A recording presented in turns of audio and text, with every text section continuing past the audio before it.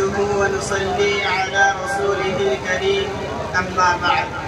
قال الله تبارك وتعالى في كتابه العظيم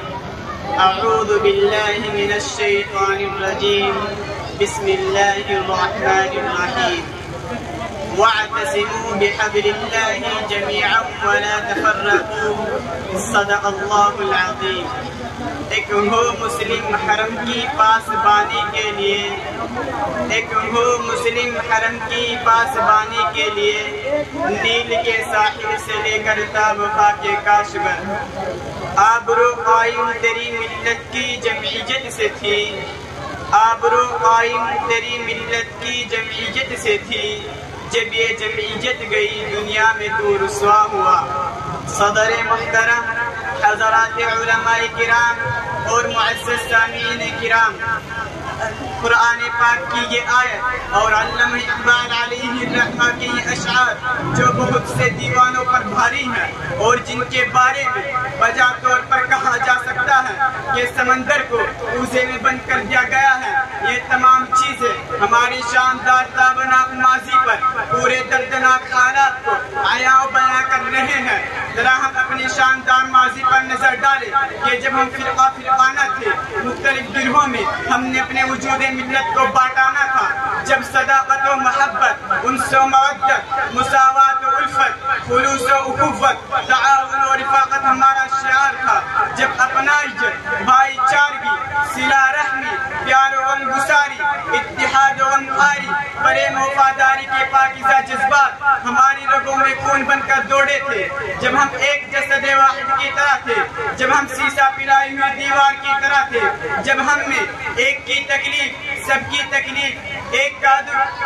سب کا دکھ، ایک کا ماتم سب کا ماتم، ایک کی ذلت سب کی ذلت، ایک کی ترقی سب کی ترقی، ایک کی خوشی سب کی خوشی تھی۔ حضرات، جب اونچ نیچ کے جاہلی تصورات کو جذبہ اتحاد کی تلوار نے کھرچ ڈالا تھا اور رسم و رواج کی بوجھل بیڑیوں کو محبت کی تلوار نے کاٹ ڈالا تھا، تو اس وقت دنیا ہمارے سامنے پیشانی رگڑتی تھی، کیسر و کسرا ہم سے تھراتے تھے، آن کی آن میں تاریخ کے عظیم صفحات پر قبضہ کرتے چلے جاتے تھے۔ تنہا حضرت عمر فاروق رضی اللہ عنہ کی فتوحات کا رقبہ 22 لاکھ مربع میل تھا اور مسلمانوں کی مملکت اتنی وسیع تھی کہ سر پر سے گزرنے والی بدلی کو دیکھ کر ہارون رشید یہ کہہ دیا کرتا تھا کہ اے بدلی، جہاں تیرا جی چاہے وہاں جا کر برس، لیکن تیری بارش کی پیداوار کا خراج ہمارے بیت المال میں ہی آئے گا۔ سامعین کرام، ہمارے جذبہ اعتصام بحبل اللہ نے سماج کو اتنا بلند بنا دیا تھا کہ سماعت سے حضر موت تک ایک ضعیفہ سونے چاندی کے زیورات لا دے سکون و اطمینان سے چلی جاتی تھی اور اسے خدا کے علاوہ کسی اور کا ڈرنا ہوتا تھا۔ اخوت و بھائی چارگی کے پاکیزہ جذبات نے ہم کو وہ کردار عطا کیا تھا کہ میدان جنگ میں زخموں سے چور چور تڑپتے، سسکتے، بلکتے، جان و آخری کے سپرد کر دیتے تھے، لیکن اپنے بھائی سے پہلے پانی پینا گوارا نہ کرتے تھے۔ ایثار و خیرخواہی نے ہم کو اس درجے پر پہنچا دیا تھا کہ خود بھوکے رہ کر مہمانوں کو کھانا کھلا دیا جاتا تھا اور اس خیال سے گھر کا چراغ بجھا دیا جاتا تھا کہ مہمان کو میزبان کا بھوکا رہنے کا احساس تک نہ ہو۔ حضرات، جب باہمی خلوص و محبت کا یہ عالم تھا، جب ایثار و ہمدردی کی یہ فضا تھی کہ خود ورزی کی اس دنیا میں ہم خلوص و خیرخواہی کے جگمگاتے ہیرو کا ایک ہار تھے، خار و خس کے ہجوم میں گلدستہ شرافت و عظمت تھے۔ دنیا عقیدت سے ہمارے لیے اپنی نگاہوں کو فرش راہ بناتی تھی، گلی گلی کوچوں میں ہماری عظمت کے گیت گائے جاتے تھے، لیکن جب ہم اتحاد کا دامن چھوڑ کر منتشر ہوتے ہیں تو ہمارا شراسہ بکھر جاتا ہے، ہماری جمعیت پارا پارا ہو جاتی ہے، تو زمانے کی آنکھوں کا رنگ بدل جاتا ہے۔ جس قوم کا احترام بچہ بچہ کرتا تھا، آج وہ قوم اپنے قدردانوں کی نگاہوں میں مبعوض ٹھہری ہے اور ملت اسلامیہ کے وقار کا سکہ جو صدیوں تک رائج تھا، پرکھنے والوں کی نگاہوں میں کھوٹا قرار پاتا ہے۔ تو دوستو، آج دنیا ہم کو لقمۂ تر سمجھ کر نگل لینا چاہتی ہے، مغلوبیت و محکومیت کے سیاہ بادل ہم کو اپنی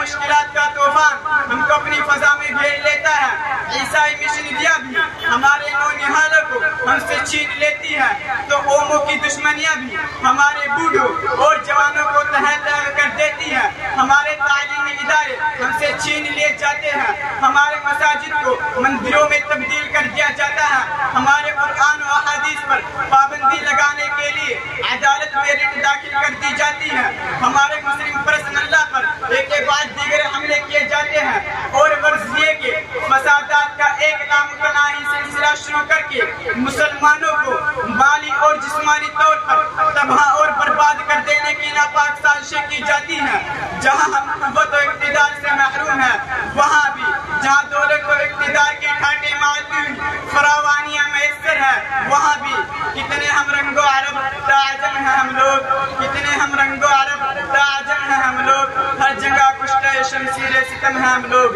کتنا بہترین تجزیہ کیا ہے پروفیسر برنارڈ شاہ نے کہ اسلام دنیا کا سب سے بہترین مذہب ہے کیونکہ اسلام ایک دین بھی ہے اور مذہب بھی, قندیل تابہ بھی ہے اور مکمل ضابطۂ حیات بھی. قرآن پاک نے بھی اسی کی جانب اشارہ کیا ہے. ان الدین عند اللہ اسلام. حضرات یہ بحر و بر, یہ شجر و حجر, یہ شاندار مکانات و عمارات ہم سے اپنی زبان میں کہہ رہے ہیں کہ اپنے آپ کو پہچانو, غفلت کی نیند سے بیدار ہو جاؤ, پیار و محبت کے گنگو جمن بہا دو, نفرت و عداوت کے چراغوں کو گل کر دو. حالات کی دردناکی سے کراتی ہوئی ملت اسلامیہ ہم میں سے ہر ایک کی غیرت ایمانی کو جھنجھوڑتے ہوئے کہہ رہی ہے کہ کیا تم میں سے کوئی شخص نہیں ہے جو مجاہدانہ آواز اٹھے اور پھر پابندی کی چٹانوں کو توڑتے ہوئے, نفرت و عداوت کی فصیلوں کو منہدم کرتے ہوئے اور میرے مختلف ٹکڑوں کو جوڑتے ہوئے پھر مجھے ایک بار امت وسط اور خیر امت کی حیثیت سے جلوگر کرے. میں کہ بکھرا ہوا ہوں ٹکڑوں میں,